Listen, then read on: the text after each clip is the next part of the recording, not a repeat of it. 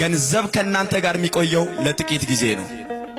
ዘመድ ከናንተ ጋር የሚቆየው ለጥቂት ጊዜ ነው። ጓደኛ ከናንተ ጋር የሚቆየው ለጥቂት ጊዜ ነው። የናንተ ጤንነት እንኳን ከናንተ ጋር የሚቆየው መቃብር እስክትገቡ ነው። ለጥቂት ጊዜ ነው። በዚህኛውም ዓለም በሚቀጥለውም ዓለም ለዘላለም የማይለየን መድኃኔዓለም ነው። እርሱን ነው መደገፍ ያለብን። እርሱን ነው መጠየቅ ያለብን። ለእርሱ ነው መገዛት ያለብን። ለእርሱ ነው መታዘዝ ያለብን።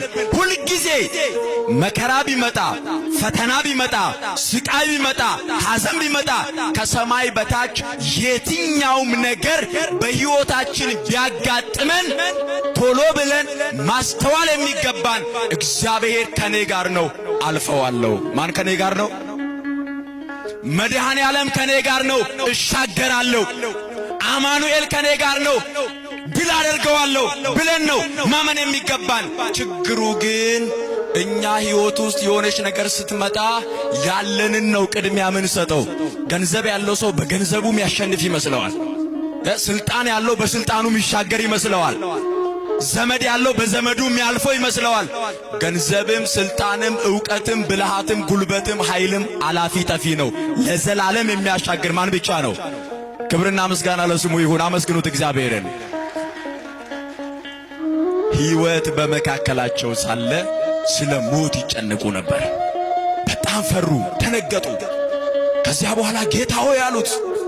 ጌታ ሆይ ያው ቀኑን ሙሉ እየሰበከ ነው የዋለው። ቀኑን ሙሉ እያስተማረ ነው የዋለው። ደክሞታል፣ አንቀላፋ፣ ተኛ። ከዚያ በኋላ መጡና ጌታ ሆይ ስንጠፋ አይገድህምን? ልንሞት ነው፣ ልንጠፋ ነው።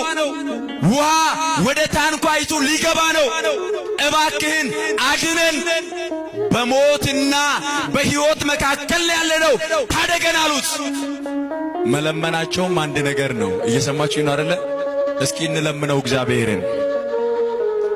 አሁን መረዳት ያቃተን ትልቁ ነገር እግዚአብሔር አባታችን ነው። እግዚአብሔር ምናችን ነው? እንደ አባትነቱ ያደርግልናል እንጠይቅኛ።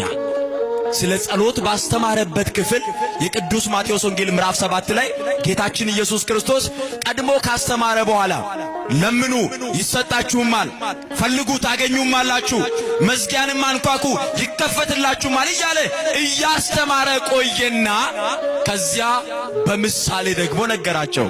እንደዚህ አለ፣ ከእናንተ መካከል አለ ልጁ ዓሣ ቢለምነው ለልጁ ዓሣውን በመስጠት ፈንታ ዓሣውን